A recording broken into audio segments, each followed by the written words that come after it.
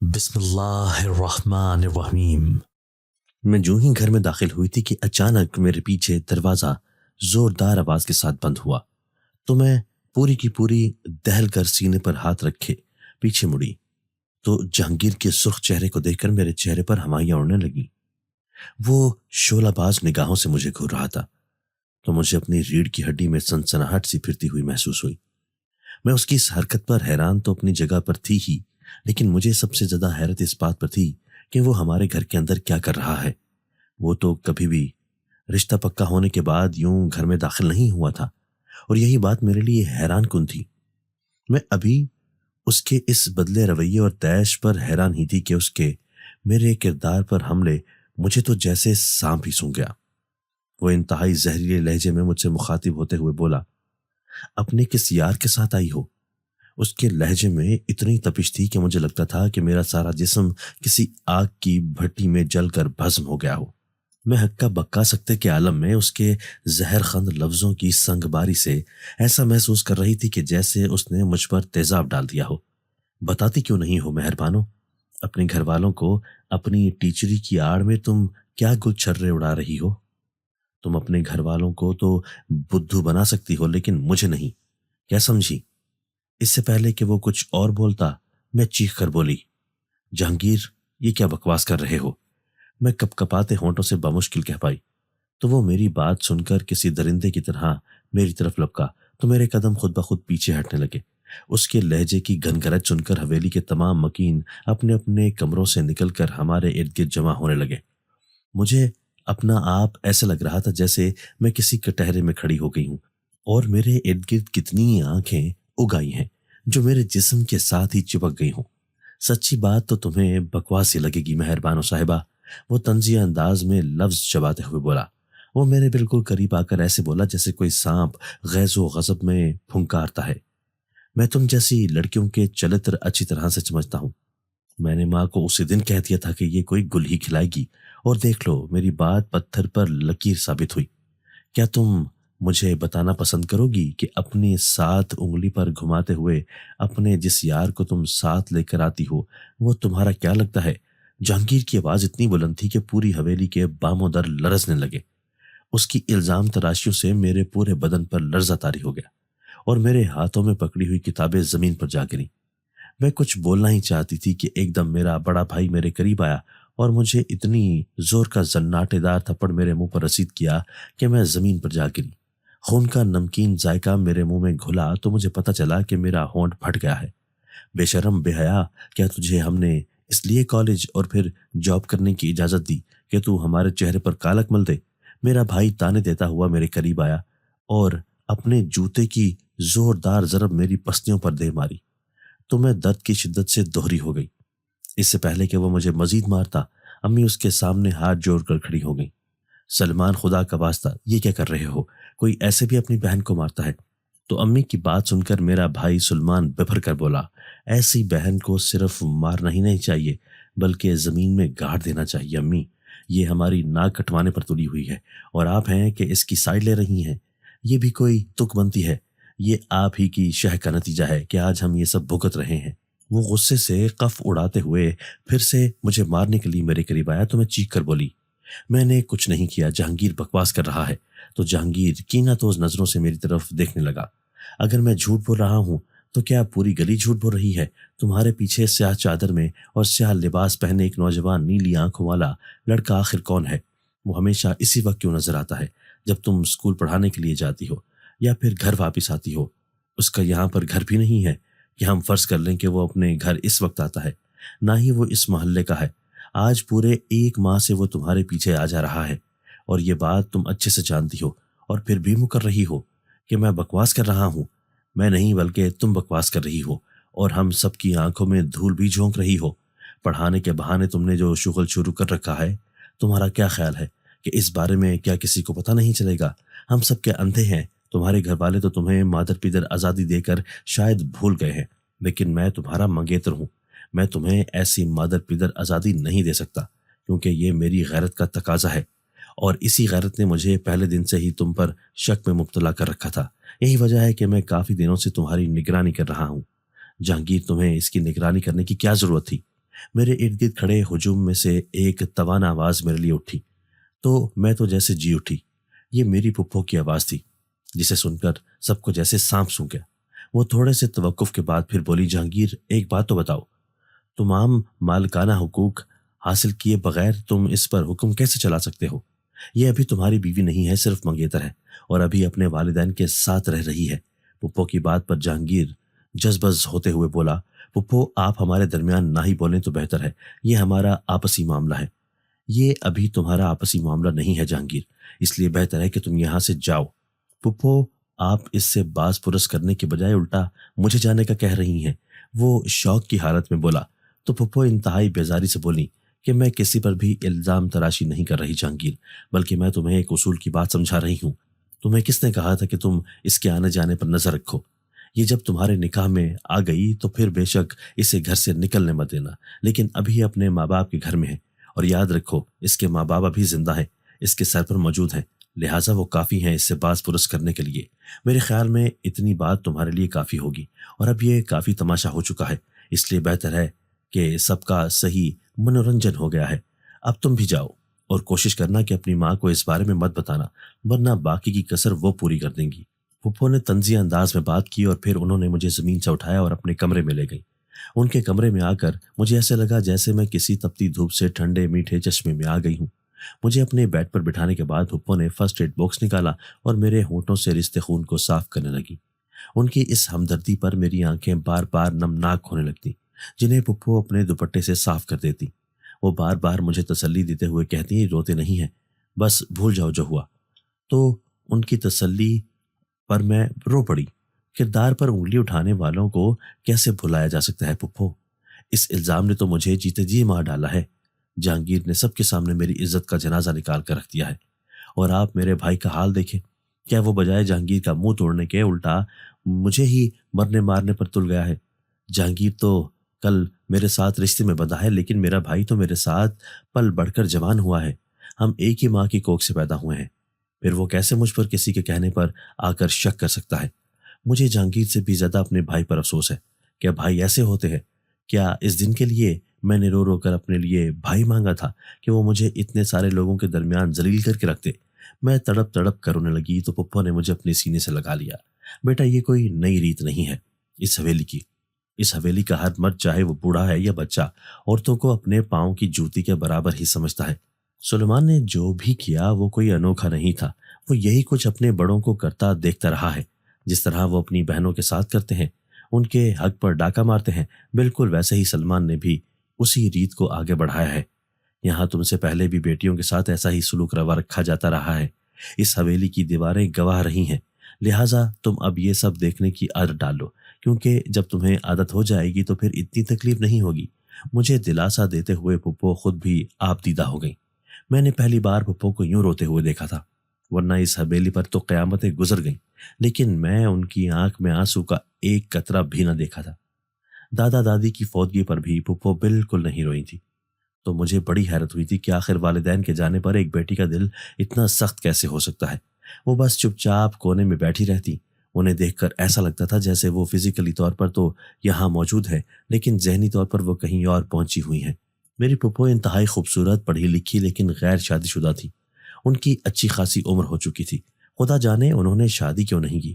اڑتی اڑتی خبریں ہم بچوں کے کانوں میں پہنچتی رہتی تھی کہ وہ کسی کو پسند کرتی ہیں، لیکن دادا نے انکار کر دیا، یہ کہہ کر کہ لڑکا کسی اور ذات برادری کا ہے، اس لیے ہم اپنی ناک نہیں کٹوا سکتے۔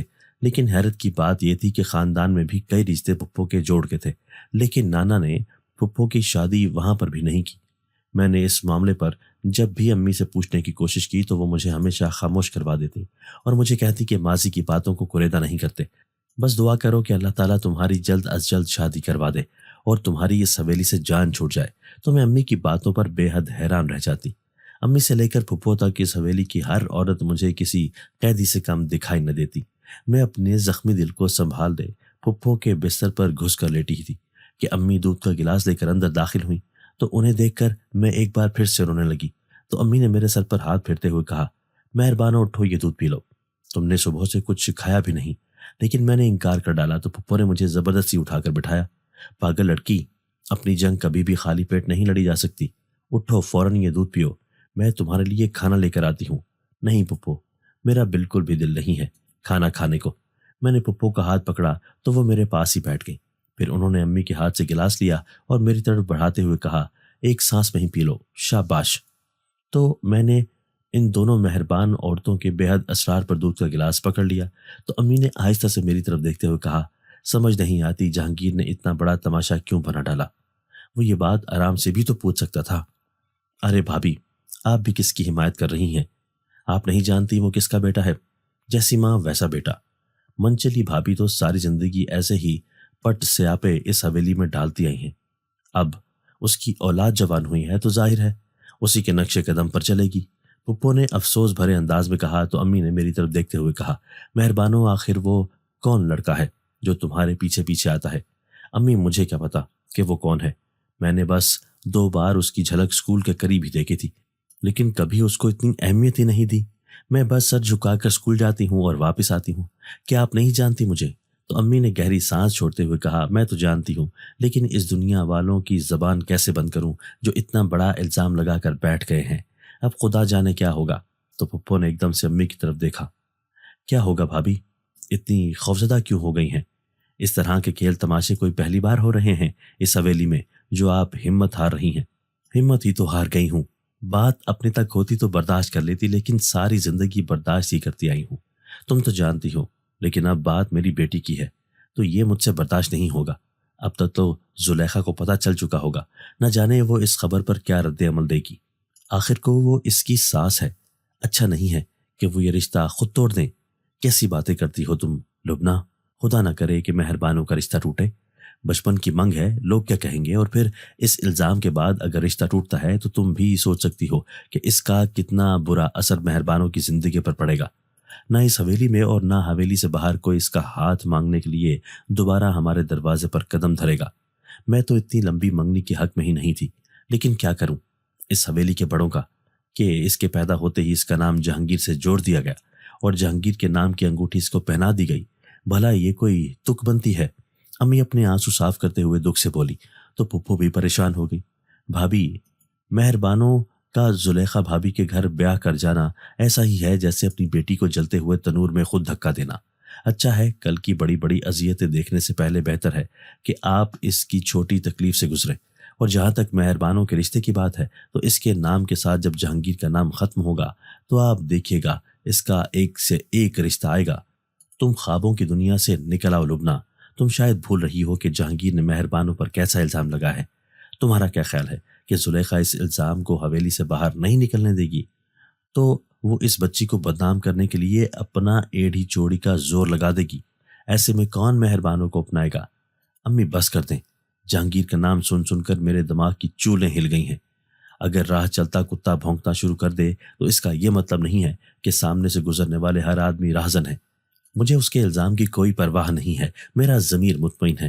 اگر میرے سر پر آپ سلامت ہیں تو میں ساری دنیا سے ٹکرا سکتی ہوں، لیکن میں کیا کروں امی کہ جو کچھ آج میرا بھائی ہو کر سلمان نے کیا ہے اس کے بعد تو میرا جینے کو دل نہیں کر رہا۔ کم از کم اسے تو کچھ خیال کرنا چاہیے تھا۔ وہ جہانگیر کی باتوں میں کیسے آ سکتا ہے؟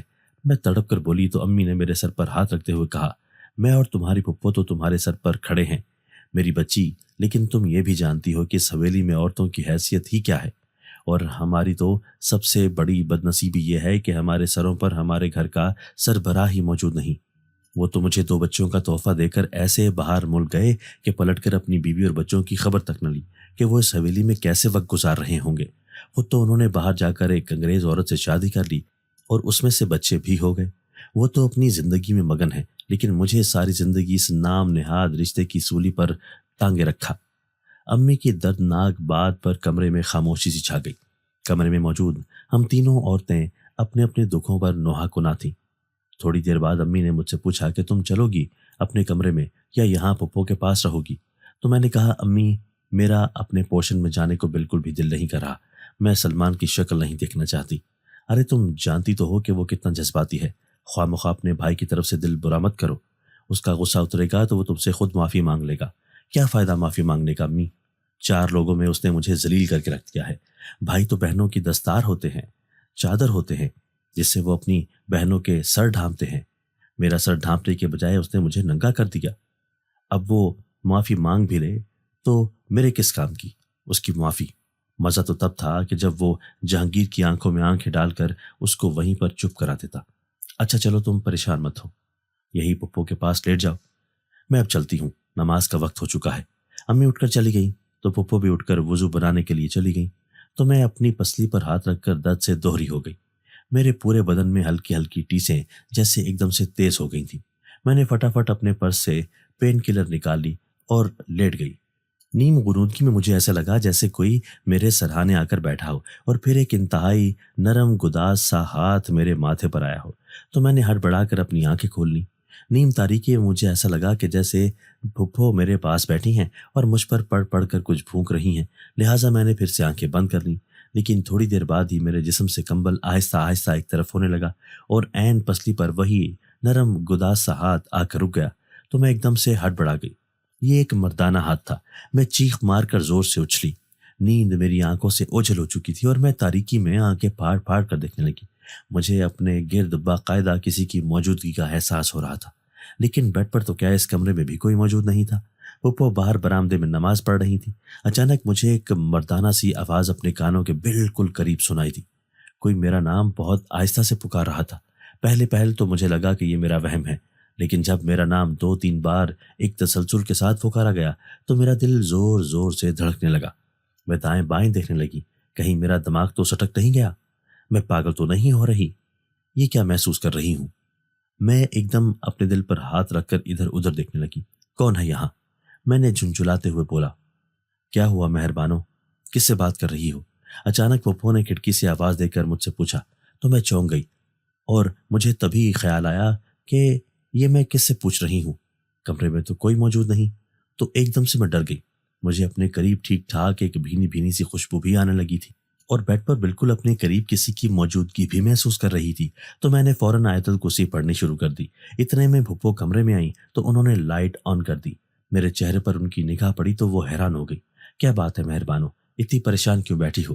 میں نے تو اس خیال سے لائٹ آف کر کے 0 واٹ کا بلب آن کر دیا تھا کہ تم ڈسٹرب نہ ہو اور سکون سے سو جاؤ، لیکن میں ان کی بات سنی انسنی کر کے دائیں بائیں ہی دیکھی جا رہی تھی، جیسے یقین کرنا چاہ رہی ہوں کہ جو کچھ میں محسوس کر رہی ہوں وہ میرا وہم نہیں ہے۔ پپو، آپ کو کوئی خوشبو آ رہی ہے؟ ایک دم میرے منہ سے نکلا تو پپو نے حیرت سے میری طرف دیکھا۔ نہیں میرے بچے، مجھے تو کوئی خوشبو نہیں آ رہی، کیا ہوا؟ کچھ نہیں پپو، ایسے ہی۔ میں نے ڈرتے ڈرتے بیڈ کے ساتھ ٹیک لگائی اور چپ کر کے سو گئی۔ 2-3 دن کے بعد میں دوبارہ جاب پر جانے کے لیے تیار ہوئی تو سلمان ایک دم سے میرے قریب آ کر بولا، تمہارا آج سے باہر جانا بند ہے، میں نہ دیکھوں کہ تم اس حویلی سے باہر قدم رکھ رہی ہو۔ تو میں ایک دم تیزی سے گھومی اور اپنے اس چھوٹے بھائی کو گھورتے ہوئے دیکھا۔ تم ہوتے کون ہو مجھے منع کرنے والے؟ ابھی تم اتنے بڑے نہیں ہوئے کہ مجھے روک سکو۔ ہماری اونچی آوازیں سن کر امی تیزی سے ہمارے پاس آئی اور ہمارے درمیان آ کر کھڑی ہو گئی۔ یہ کیا ہو رہا ہے؟ باہر آوازیں جائیں گی تو حویلی والے کیا سوچیں گے کہ ہر وقت یہ لڑتے رہتے ہیں؟ امی میں نہیں لڑی، آپ کا یہ ہونہار بیٹا مجھ پر حکم چلا رہا ہے۔ تو امی ایک دم سے سلمان کی طرف مڑی۔ کیا کہہ رہے ہو بہن کو؟ امی میں نے فقط اتنی بات کی ہے کہ یہ اب جاب نہیں کرے گی، گھر بیٹھے آرام سے، بلکہ چچی کو بولیں اپنی امانت یہاں سے لے کر جائے، ہم کب تک اس کی حفاظت کے لیے طرح طرح کی باتیں سنیں گے۔ تو امی نے انتہائی غصے سے سلمان کو دیکھا۔ سلمان، میں ابھی زندہ ہوں اور تم دونوں کے بارے میں فیصلہ کرنے میں کلی طور پر با اختیار ہوں، لہٰذا تم میرے اختیارات چیلنج مت کرو اور اپنے کام سے کام رکھو۔ اس نے کچھ ایسا نہیں کیا کہ یہ گھر بیٹھ جائے۔ گھر بیٹھنے کا تو مطلب یہ ہوا کہ وہ ان الزامات کی تصدیق کر ڈالے جو جہانگیر نے اس پر لگائے ہیں۔ امی، یہ اگر جاب پر جائے گی تو آپ کو پتا ہے کہ جہانگیر یہ رشتہ توڑ بھی سکتا ہے، وہ پہلے ہی کہہ چکا ہے کہ یہ اب جاب نہیں کرے گی۔ تو امی نے کہا جہانگیر یہ فیصلہ تب کرے جب یہ اس کی بیوی بن جائے، ابھی یہ میرے گھر میں ہے، میں کسی کو بھی یہ اختیار نہیں دوں گی کہ وہ میری بیٹی کے معاملات میں بڑھ چڑھ کر دخل دے۔ جب وہ بیاہ کر لے جائے گا تو جاب کرائے نہ کرائے ہماری بلا سے، لیکن ابھی اس کو یہ اختیار حاصل نہیں ہے کہ وہ اس پر قدغن لگائے، لہٰذا تم بھی یہ کان کھول کر سن لو۔ پھر امی میری طرف مڑی، تم تیار ہو؟ تو میں نے کہا جی میں تیار ہو چکی ہوں، چلو میں تمہیں اسکول تک چھوڑ آتی ہوں، 1-2 دن ہی جاؤں گی، اس کے بعد تم خود ہی جانا، ابھی چونکہ نئی نئی بات ہے تو میں نہیں چاہتی کہ کوئی بکھیڑا ہو، سمجھ رہی ہو نا؟ تو میں نے سر ہلاتے ہوئے تابعداری سے کہا جی امی ٹھیک ہے۔ مجھے اس لمحے اپنی ماں پر ٹوٹ کر پیار آیا کہ اتنی بڑی بات پر بھی وہ مجھ پر اعتبار اور بھروسہ رکھتی ہیں۔ ایک بیٹی ہونے کے ناطے یہ بہت بڑی بات تھی۔ میرے لیے، ورنہ اگر امی چاہتی تو مجھے جاب پر جانے سے روک بھی سکتی تھی۔ میں جو ہی اپنی کلاس روم میں داخل ہوئی تو چونک گئی۔ کلاس روم میں بالکل وہی بھینی بھینی خوشبو مجھے محسوس ہو رہی تھی جو مجھے پھپھو کے کمرے میں آئی تھی۔ تو میں چونک کر دائیں بائیں دیکھنے لگی کہ اچانک مجھے اپنی کلاس میں ایک نئے اسٹوڈنٹ کو دیکھ کر حیرت ہوئی۔ اس کی شکل مجھے جانی پہچانی لگ رہی تھی۔ کہاں دیکھا ہے اسے؟ میری نظریں اس پر جم سی گئی تھیں اور میں ذہن پر زور ڈالنے لگی۔ گورے چٹے رنگ کا یہ لڑکا جس کی نیلی نیلی آنکھیں تھیں، کلاس میں تمام لڑکوں سے کافی الگ سا تھا۔ اس کا قد بھی غیر معمولی طور پر دوسرے لڑکوں سے لمبا تھا۔ اسے دیکھ کر ایسا لگتا تھا جیسے وہ میٹرک کا بچہ نہیں ہو بلکہ ایم اے کا اسٹوڈنٹ ہو۔ وہ اپنے قد کاٹ اور باڈی بلڈر ہونے کی وجہ سے لگ ہی نہیں رہا تھا کہ وہ اسٹوڈنٹ ہے۔ میں اس پر نظریں جمائے حیرت سے اسے گھور رہی تھی کہ اس کے چہرے پر ایک انتہائی دل آویز مسکراہٹ سی آ گئی۔ تو مجھے خیال آیا کہ میں تو کافی دیر سے اسے دیکھ رہی ہوں، نہ جانے یہ کیا سوچ رہا ہوگا۔ میں نے فوراً اپنی نگاہیں اٹھائیں اور باقی کلاس کو دیکھنے لگی۔ چونکہ نیا سیشن شروع ہوا تھا اس لیے آئے دن اسٹوڈنٹس کے داخلے ہو رہے تھے، اس لیے میں نے اس لڑکے سے کچھ نہیں پوچھا۔ ویسے بھی نہ جانے کیوں اس کی طرف دیکھ کر مجھے ایسا لگتا تھا کہ جیسے میں اپنا سارا دھیان کھو رہی ہوں۔ یہ سچ ہے کہ میں نے اتنا حسین لڑکا اپنی زندگی میں کبھی نہیں دیکھا۔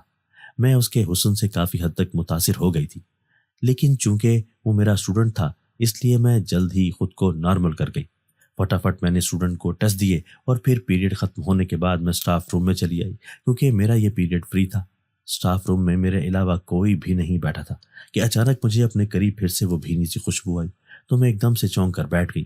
اچانک اسٹاف روم کے دروازے سے وہی لمبا چڑنگا لڑکا اندر داخل ہوا تو میں حیران رہ گئی۔ اس کی نیلی آنکھیں مجھ پر جمی ہوئی تھیں، ایسا لگتا تھا جیسے وہ مجھ پر سحر پھونک رہا ہے۔ میں بے خود سی ہو کر کھڑی ہو گئی تو وہ میرے قریب چلا آیا۔ اب کیسی طبیعت ہے آپ کی؟ اس نے مجھ سے پوچھا تو میری آنکھیں حیرت سے کھل گئیں۔ اس کو کیا پتا ہے کہ میری طبیعت ٹھیک نہیں؟ اچانک مجھے خیال آیا تو وہ ایک دم سے بولا مجھے سب پتا ہے۔ تو میں ایک دم سے اچھل پڑی۔ یہ تو میرا دماغ پڑ رہا ہے کیونکہ میں تو اس کے سامنے ایک لفظ نہیں بولی۔ میں 2 قدم پیچھے ہٹی تھی کہ لڑکھڑا کر گرنے ہی والی تھی کہ ایک دم اس نے مجھے اپنی باہوں میں اٹھا لیا۔ میں ذرا سی سنبھلی تو خود کو اس کے سینے سے لگا دیکھ کر میں تڑپ کر اس کی باہوں سے نکلی تو وہ ایک دم سے پھر سے مسکرانے لگا۔ اس کی نیلی آنکھیں جنتر منتر جانتی تھی۔ مجھے اپنا آپ اپنے بس سے نکلتا ہوا محسوس ہو رہا تھا۔ اس کے وجود سے آتی خوشبو وہی تھی جو میں پھپھو کے کمرے میں سونگھ چکی تھی، اور یہ خوشبو میرے لیے بے حد مانوس بھی تھی۔ ایک دم اس نے خاموشی سے اپنی ہتھیلی میری طرف بڑھائی تو اس پہ رکھی ایک چھوٹی سی بام کی شیشی دیکھ کر میری آنکھوں میں حیرت سی اتر آئی۔ میں نے سوالی نظروں سے اس کی طرف دیکھا تو اس نے اپنی بولتی نیلی آنکھیں مجھ پر جماتے ہوئے کہا، یہ آپ اپنی پستی والی سائڈ پر لگا لیجیے گا، آپ کا درد ختم ہو جائے گا۔ تو اس کی بات سن کر مجھے حیرت کا شدید جھٹکا لگا تو میں ایک دم سے ڈر گئی اور پھر پیچھے ہٹی تو وہ ایک دم سے بولا سنبھل کر کہیں گر نہ جائیں۔ تو میں ایک دم سے کرسی کے پیچھے جا کر کھڑی ہو گئی۔ اب اس کے اور میرے درمیان کافی فاصلہ تھا۔ میرا دل زور زور سے دھڑک رہا تھا تو میں نے اس سے پوچھا کہ کون ہو تم؟ تو وہ اسی دل آویز مسکراہٹ کے ساتھ مجھے دیکھتا ہوا بولا، میں پاشا ہوں۔ میں تمہارا نام جانتی ہوں، لیکن تم اس کے علاوہ کیا ہو؟ تو وہ پھر مسکرایا، آپ جان کر ڈر جائیں گی، بہتر ہے مجھے اپنا اسٹوڈنٹ ہی سمجھ کر بس اپنے ارد گرد رہنے دیں۔ تو اس کی باتیں سن کر میرے پیروں تلے سے زمین نکل گئی۔ خطرے کی گھنٹی باقاعدہ میرے دماغ میں بج رہی تھی جو مجھے یہ بتا رہی تھی کہ یہ وہ نہیں ہے جو یہاں بن کر کھڑا ہے، یہ کوئی اور مخلوق ہے جو بہروپ بدل کر میرے سامنے کھڑا ہے۔ میں دروازے کی طرف دیکھنے لگی، اللہ کرے کوئی آ جائے۔ حالانکہ یہ فری پیریڈ تھا اور میرے ساتھ بہت ساری ٹیچرز اس وقت کمرے میں ہوتی تھیں، لیکن مجھے شدید حیرت تھی کہ ابھی تک کوئی ٹیچر بھی اسٹاف روم میں نہیں آئی اور ہم دونوں ہی یہاں پر اکیلے کھڑے تھے۔ ایسے کیسے ہو سکتا ہے؟ میں یہی سوچ رہی تھی کہ وہ ایک دم پھر سے بولا، جب تک میں یہاں سے نہیں جاؤں گا وہ اندر نہیں آ سکتی۔ تو میں ایک دم پریشان ہو کر بولی، کون اندر نہیں آ سکتی؟ تو وہ دھیمے لہجے میں بولا، وہی جن کا آپ سوچ رہی ہیں کہ فری پیریڈ ہے اور ابھی تک آپ کی کوئی کولیگ ٹیچر اندر کیوں نہیں آئی۔ تو میں لڑکھڑا سی گئی تو وہ مسکراتے ہوئے وہاں سے جانے لگا۔ تو میں نے چیخ کر بولا، بتاتے کیوں نہیں، کون ہو تم، کیا چاہتے ہو مجھ سے؟ تو وہ ایک دم سے پلٹا، میں نے اگر اپنا تعارف کروا دیا تو آپ سہ نہیں پائیں گی۔ تو میں خود کو کمپوز کرتے ہوئے تھوک نکلتے ہوئے بولی، تم شاید ٹیلی پیتھی جانتے ہو، اس لیے زیادہ مکر کرنے کی ضرورت نہیں ہے، سیدھی طرح بتاؤ ورنہ میں تمہاری شکایت پرنسپل سے کر دوں گی۔ تو وہ اپنے ہاتھ سینے پر باندھ کر انتہائی اطمینان سے میری طرف دیکھتے ہوئے بولا، آپ پرنسپل کو کیا بتائیں گی؟ تو میں اس کی بات سن کر نظریں چرانے لگی۔ تو وہ میرے قریب آیا تو مجھے ایسا لگا جیسے میری سانس رک جائے گی۔ حالت آپ کی یہ ہے کہ ابھی میں نے کچھ بتایا نہیں اور آپ گھبرا رہی ہیں۔ اگر میں سب کچھ بتا دوں تو نہ جانے آپ کا کیا حال ہوگا۔ وہ انتہائی گھمبیر بھاری لب و لہجے میں بولا تو مجھے اپنے حواس گم ہوتے ہوئے محسوس ہوئے۔ میں نے نظریں اٹھا کر اس کی طرف دیکھا تو اس کی نیلی آنکھیں انتہائی سنجیدگی سے مجھے تک رہی تھیں۔ تو میں نے لرزتے ہوئے ہونٹوں سے اسے مخاطب کر کے پوچھا، کون ہو تم؟ تو وہ ایک دم سے بولا، میں جن ذات ہوں اور آپ پر بہت بری طرح سے مر مٹا ہوں۔ جب سے آپ کو دیکھا ہے تب سے بے چین ہوں۔ تو میرے دماغ میں ایک دم سے جھماکا سا ہوا، یہ تو وہی ہے۔ مجھے ایک دم سے جیسے سب یاد آ گیا۔ سیاہ لباس میں سیاہ چادر اوڑھے نیلی آنکھوں والا یہ لڑکا اکثر اسکول کے باہر مجھے کھڑا نظر آتا۔ بس ایک دو بار آتے جاتے میری اس پر نگاہ پڑی تھی۔ تو تم ہی میرا پیچھا کرتے تھے؟ میں نے ایک دم سے غصے سے اس کی طرف دیکھ کر کہا تو وہ کسی مجرم کی طرح سر جھکاتے ہوئے بولا، میں دل کے ہاتھوں بے حد مجبور ہو گیا تھا۔ میں تو تقریباً روز ہی آپ کے پیچھے جاتا تھا، لیکن آپ نے تو کبھی مجھے پلٹ کر دیکھنا بھی گوارا نہیں کیا۔ نہ جانے کیوں مجھے اس سے بالکل بھی ڈر نہیں لگ رہا تھا۔ ایسا لگ رہا تھا جیسے وہ جن نہیں بلکہ ہماری طرح کا انسان ہے۔ سچ تو یہ ہے کہ مجھے اب انسانوں سے زیادہ خوف آنے لگا تھا اور اللہ کی یہ مخلوق مجھے بے ضرر لگی تھی۔ جب سے میرے کردار پر جہانگیر نے انگلی اٹھائی تھی تب سے انسانی رشتوں پر سے میرا اعتماد اٹھ سا گیا تھا۔ کیا ضرورت تھی میرا پیچھا کرنے کی؟ تمہارے اس پیچھا کرنے کی وجہ سے تم جانتے ہو میرے ساتھ کیا کچھ ہوا ہے۔ میرے کردار پر انگلی اٹھائی گئی ہے، مجھے گندا کرنے کی کوشش کی گئی ہے، صرف تمہاری وجہ سے۔ میری بات سن کر اس کی نیلی آنکھوں میں غیظ و غضب پیدا ہوا اور ایک دم سے اس کی آنکھیں سرخ ہو گئیں۔ ایسا لگتا تھا جیسے اس کی آنکھوں میں پتلیاں نہ ہوں بلکہ آگ کے شرارے ہوں۔ وہ اپنے سامنے ہر چیز کو جلا کر بھسم کر دیں گی۔ مجھے افسوس ہے مہربانوں کہ یہ سب میری وجہ سے ہوا۔ باخدا میں ایسا کچھ نہیں چاہتا تھا کہ میری وجہ سے آپ پر کسی قسم کی کوئی آنچ آئے، اس لیے میں سیاہ چادر میں خود کو لپیٹ کر رکھتا تھا۔ میں مانتا ہوں یہ سب میری وجہ سے ہوا ہے اور میں اب اس کا ازالہ بھی کرنا چاہتا ہوں۔ اگر آپ کہو تو میں جہانگیر کو مزہ چکھا سکتا ہوں۔ تو اس کی بات سن کر میں ڈر سی گئی۔ میں اسے اسی وقت سزا دے سکتا تھا، لیکن مسئلہ یہ تھا کہ جن ہوتے ہوئے بھی میں اتنا با اختیار نہیں تھا۔ میرے پاس میری وہ طاقتیں نہیں تھی جن سے میں ایک دنیا کو تسخیر کر سکتا ہوں۔ مجھے آپ کی زمین پر بطور سزا بھیجا گیا ہے۔ میری ایک غلطی کی وجہ سے میرے استاد محترم نے میری تمام صلاحیتیں اور جادوئی شکتی کو مجھ سے چھین لیا۔ مجھے یہاں اس زمین پر آئے 300 سال ہو چکے ہیں، لیکن میرے استاد محترم کا غصہ اب تک ختم ہونے کا نام نہیں لے رہا۔ میں اپنے قبیلے کا طویل سزا یافتہ مجرم ہوں۔ اگر میرے پاس تھوڑا سا بھی اختیار ہوتا تو جہانگیر آپ کا بال بھی بیکھا نہ کر سکتا۔ میں واقعی میں بہت شرمندہ ہوں، لیکن میں اتنی طاقت ضرور رکھتا ہوں کہ جہانگیر کو سبق سکھا سکوں۔ بس آپ مجھے حکم تو کرو۔ میں نے اسے ایک دم سے کہا کہ نہیں، اسے کچھ مت کہنا، ویسے بھی جو ہونا تھا ہو چکا۔ جو زخم میری روح پر لگنے تھے وہ لگ چکے، لیکن ایک طرح سے اچھا ہی ہوا کہ اس کا اصلی چہرہ میرے سامنے آ گیا۔ اب میں کسی غلط فہمی کا شکار نہیں ہوں اور یہ بات بہت اچھے سے جان گئی ہوں کہ وہ کس خصلت کا مالک ہے۔ اس سے بات کرتے کرتے مجھے وقت کا اندازہ ہی نہیں ہوا۔ ایسا لگتا تھا جیسے وقت اپنی جگہ پر تھم سا گیا ہو۔ چھٹی ٹائم پر گھر آئی تو مجھے لگا کہ میرے ساتھ ساتھ پاشا بھی آ رہا ہے، کیونکہ ایک مخصوص بھینی سی خوشبو مجھے اپنے ارد گرد محسوس ہو رہی تھی۔ میں نے کئی بار پلٹ کر پیچھے دیکھا تو مجھے نظر نہ آیا، لیکن میں یہ بات اچھے سے جانتی تھی کہ وہ میرے ارد گرد ہی ہے۔ ایک جن کا اپنے ساتھ ہونا، اور وہ بھی اتنا خوبرو جن اور محبت کا دعوے دار، میرے لیے یہ زندگی کا ایک بالکل ہی عجیب ایکسپیرینس تھا۔ میں جو ہی گھر میں داخل ہوئی تو ہمارے والے پورشن سے چچی کی اونچی اونچی آوازیں سن کر میں ٹھٹک کر رک گئی۔ وہ امی سے باقاعدہ لڑ رہی تھی، لیکن جہانگیر کی آواز سن کر میں چونک سی گئی۔ یہ فسادی آج پھر ہمارے گھر آیا ہے۔ میں منہ بناتے ہوئے امی کے کمرے کی طرف بڑھی ہی تھی کہ وہ ایک دم سے بپھر کر کھڑا ہو گیا۔ تمہیں منع کیا تھا نا اسکول نہیں جانا، جاب نہیں کرنی، پھر تم نے حکم عدولی کیوں کی ہے؟ میں کسی کی حکم کی پابند نہیں ہوں جہانگیر، اور خبردار جو تم نے میرے ساتھ مزید کوئی فضول بات کی، تمہارا کوئی حق نہیں بنتا مجھ سے اس طرح بات کرنے کا۔ تو وہ میرے سامنے اکڑ کر کھڑا ہو گیا۔ اچھا تو تم مجھے سکھاؤ گی کہ میرا کیا حق بنتا ہے اور کیا حق نہیں؟ وہ کسی سانپ کی طرح پکارتے ہوئے بولا۔ پہلی بار مجھے اس سے ڈر نہیں لگا، کیونکہ میں اپنے ضمیر کے بوجھ سے آزاد ہو گئی تھی۔ میں جانتی تھی کہ میں نے کچھ بھی غلط نہیں کیا اور یہ سب اس کے گندے ذہن کی سوچ ہے جس سے میرا کوئی لینا دینا نہیں۔ مہربانوں، شاید تم یہ بھول رہی ہو کہ تم کس سے بات کر رہی ہو۔ تم میری مگیتر ہو، شاید تم اور تمہاری ماں یہ بات بھول رہے ہیں۔ وہ زہریلے لہجے میں بولا ہی تھا کہ چچی بھی بول پڑی۔ جہانگیر ٹھیک ہی کہہ رہا ہے، ضرورت ہی کیا ہے تمہیں 2 ٹکے کی نوکری کرنے کی؟ اب کیا مزید گل کھلانے ضروری ہیں کیا؟ چچی کی بات سن کر مجھے شدید غصہ آیا، لیکن میں پی گئی، کیونکہ امی نے مجھے آنکھوں ہی آنکھوں میں اشارہ کر ڈالا تھا کہ میں خاموش رہوں۔ پھر امی نے چچی اور جہانگیر کو آرام سے بٹھایا اور ان سے کہا کہ میں یہ رشتہ آج سے ختم کر رہی ہوں۔ امی کی بات ایک دھماکے کی طرح ہمارے سروں پر پھٹی اور ہم سبھی امی کو دیکھنے لگے۔ میں اپنی بیٹی کو کسی ایسی جگہ نہیں بہانا چاہتی جہاں وہ ساری زندگی اپنی صفائیاں ہی دیتی رہے۔ یہ اس کی زندگی ہے، جاب کرے نہ کرے، وہ پابند ہو کر میری طرح ساری زندگی نہیں گزار سکتی۔ اسے بھی جینے کا اتنا ہی حق ہے جتنا اس حویلی کے مردوں کو، اور شادی سے پہلے ہی جہانگیر کو میری بیٹی پر اعتبار نہیں تو نہ جانے شادی کے بعد وہ کیا کرے گا۔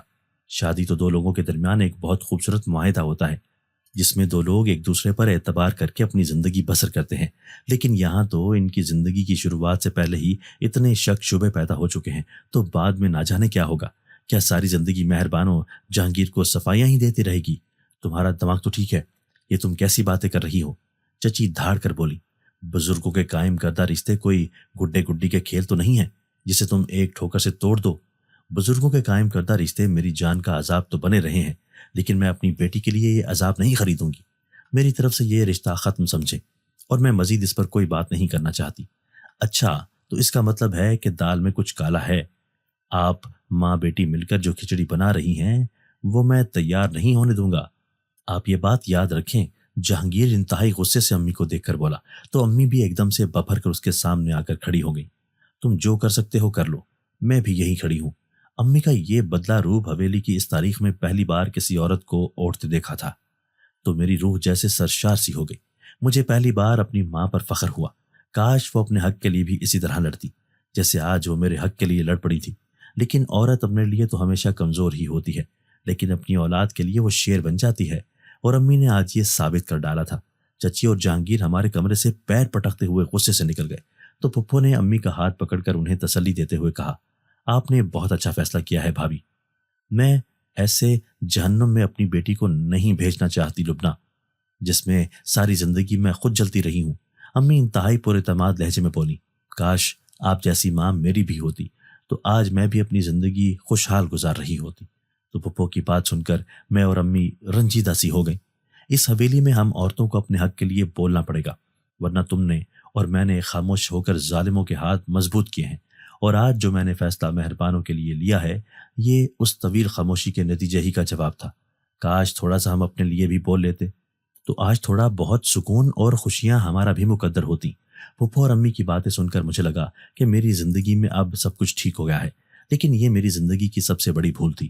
میں نہیں جانتی تھی کہ جہانگیر رشتہ ختم ہونے والی بات کو لے کر مجھ سے دشمنی شروع کر دے گا۔ ایک دن اسکول سے واپسی پر اس نے مجھے اغوا کر لیا، اور جہاں لے کر اس نے مجھے رکھا وہ ایک ٹرکوں کا اڈا تھا جس کے ایک لکڑی کے کیبن میں جہانگیر نے مجھے قید کر ڈالا۔ مجھے یہاں پر آئے ہوئے ابھی دوسری رات تھی کہ میری ہمت بالکل جواب دے گئی۔ میں نے روتے ہوئے جہانگیر سے کہا، میری ماں مر جائے گی، خدا کے لیے مجھے آزاد کر دو، تم جیسا کہو گے میں ویسا کرنے کو تیار ہوں۔ تو اس نے مجھے کہا کہ میں تم ماں بیٹی پر اب بالکل بھی بھروسہ نہیں کرتا، اور اب تم سے شادی کرے گا کون؟ میں تو تمہیں اس نیت سے یہاں پر لایا بھی نہیں۔ وہ انتہائی خباثت سے میری طرف دیکھ کر آنکھ مارتے ہوئے بولا، بس تھوڑا سا فری ہو جاؤں، کیونکہ تمہاری ماں نے ادھر تمہارے اغوا کی تھانے میں رپورٹ درج کروا دی ہے، تو میرا حویلی میں موجود رہنا ضروری ہے، ورنہ اس کا شک مجھ پر جائے گا۔ جو ہی حالات سازگار ہوں گے تو اسی لمحے تمہارا سارا غرور خاک میں ملا دوں گا۔ وہ یہ بات کر کے خود تو جا چکا تھا، لیکن اس کی بات سن کر میں تھر تھر کانپنے لگی۔ میں فوراً اللہ کے حضور سجدے میں گر کر اپنے لیے مدد مانگنے لگی۔ اس کے بعد مزید 2 دن گزر گئے، لیکن جہانگیر نہ آیا تو مجھے عجیب سی فکر نے آن گھیرا۔ اس کے خبیث دوست اس کیبن سے باہر بیٹھے تاش کھیلتے رہتے تھے۔ مجھے یہاں پر ہر وقت اپنی عزت کا دھڑکا لگا رہتا۔ کبھی کبھی تو گھبرا کر میں اپنے لیے موت کی دعا بھی مانگتی کہ خدایا بے عزت ہونے سے پہلے تو مجھے موت دے دے۔ ایک دن میں سر سجدے میں رکھے اللہ کو دل سے پکار رہی تھی کہ مجھے اپنے ارد گرد خوشبو محسوس ہوئی، تو میں نے تیزی سے اپنا سر سجدے سے اٹھایا اور بے قراری سے میں نے پاشا کو پکارا، تو ایک دم دھوئیں کے مرغولے میں پاشا میرے سامنے نمودار ہو گیا، جسے دیکھ کر میں بے انتہا خوش ہو گئی۔ میں بھاگ کر اس کے قریب گئی اور اس سے التجا کی کہ مجھے یہاں سے نکالو، مجھے اپنی ماں کے پاس جانا ہے۔ تو میری بات سن کر اس نے افسردگی سے سر جھکا لیا۔ مہربانو، تمہاری ماں اب اس دنیا میں نہیں رہی، انہیں پرسوں ہارٹ اٹیک ہو چکا ہے۔ پاشا کی بات سن کر میں بے یقینی کے عالم میں اسے دیکھتی رہی۔ میری ماں 2 دن بھی جدائی برداشت نہیں کر سکی اور مر گئی۔ میرے لیے یہ ایک بہت بڑا صدمہ تھا۔ میں نے تو کبھی اپنے باپ کی شکل نہیں دیکھی تھی۔ مجھے میری ماں نے ایک باپ کا پیار بھی دیا تھا۔ میں تو مکمل یتیم ہو گئی تھی۔ اب اگر میں یہاں سے نکلتی بھی ہوں تو اس بھری دنیا میں کون تھا جو مجھے اپنائے گا؟ میں پھوٹ پھوٹ کر رونے لگی تو پاشا مجھے ترہم آمیز نظروں سے دیکھنے لگا۔ میں ابھی اپنی ماں کے صدمے سے سنبھلی نہیں تھی کہ اچانک میرے کانوں میں جہانگیر کی آواز آئی، اوئے میرے شہزادو۔ اس نے باہر بیٹھے اپنے دوستوں کو آواز لگائی تو وہ سب اٹھ کر اس کو بغل گیر ہونے لگے۔ میں نے کیبن کی جھرری سے باہر کا منظر دیکھا تو اس کے ہاتھ میں شراب کی بوتل تھی۔ میرے پورے جسم میں کپ کپی سی دوڑ گئی۔ یہی وہ شخص تھا جس کی وجہ سے میری ماں میرا صدمہ لے کر اس دنیا سے چلی گئی۔ میں غصے سے پاگل ہونے لگی کہ اچانک جہانگیر کی آواز پر میں ایک دم سے ڈر گئی۔ وہ اپنے دوستوں سے کہنے لگا، آج ہم مل کر اپنے شکار کو حلال کریں گے، لیکن پہلی باری میری ہے، اس کے بعد تم لوگ مزے کرنا۔ تو وہ سب انتہائی مکروہ ہنسی کے ساتھ اونچے اونچے کہکے لگانے لگے۔ میں خوفزدہ ہو کر پاشا کی طرف مڑی۔ پاشا تمہیں خدا کا واسطہ مجھے اس درندے سے بچا لو، یہ مجھے اور میری عزت دونوں کو برباد کر ڈالے گا۔ تو پاشا خاموش نظروں سے میری طرف دیکھنے لگا تو میں نے روتے ہوئے اسے پھر پکارا تو وہ کہنے لگا، میں تمہاری مدد کر سکتا ہوں، لیکن اس مدد کے بدلے تمہیں میرے ساتھ رہنا ہوگا۔ کیا تمہیں یہ شرط منظور ہے؟ تو میں اس کی شرط سن کر ہکا بکا رہ گئی۔ بھلا ایک انسان زادی جن ذات کے ساتھ کیسے رہ سکتی ہے؟ میں نے بوکھلا کر پاشا کی طرف دیکھا، لیکن اس سے پہلے کہ جہانگیر کمرے میں آتا میں نے پاشا کے آگے ہاں کر دی تو اس نے مجھے آنکھیں بند کرنے کا کہا، اور پھر مجھے ایسا لگا جیسے میرے قدم زمین نے چھوڑ دیے ہوں۔ تھوڑی دیر کے بعد پاشا نے مجھے آنکھیں کھولنے کا کہا تو ہم پہاڑوں کی ایک وادی میں لکڑی کے ایک چھوٹے سے مکان میں کھڑے تھے۔ یہ میرا گھر ہے، یہاں میں 300 سال سے اکیلا رہ رہا ہوں۔ اب تم میرے ساتھ ہو تو مجھے یہ تنہائی تنگ نہیں کرے گی۔ کیا تم مجھ سے شادی کرو گی؟ اس کی بات سن کر میں بھونچکا رہ گئی تو میں نے ہاں کر ڈالی، کیونکہ انسانوں کی دنیا میں میرے لیے اب کوئی ایسا مضبوط رشتہ نہیں بچا تھا جس کے سہارے میں جی سکتی۔ دوستو، اگر آپ کو آج کی ہماری یہ ویڈیو پسند آئی ہے تو اسے لائک کیجئے اور اسے اپنے پیاروں کے ساتھ شیئر ضرور کیجئے گا۔ اور ہاں، اگر آپ نے ابھی تک ہمارا چینل سبسکرائب نہیں کیا تو ہمارا چینل سبسکرائب کر دیجئے اور بیل آئیکن بھی پریس کر دیجئے تاکہ ہماری ہر نئی آنے والی ویڈیو آپ کو بر وقت مل سکے۔ اللہ حافظ۔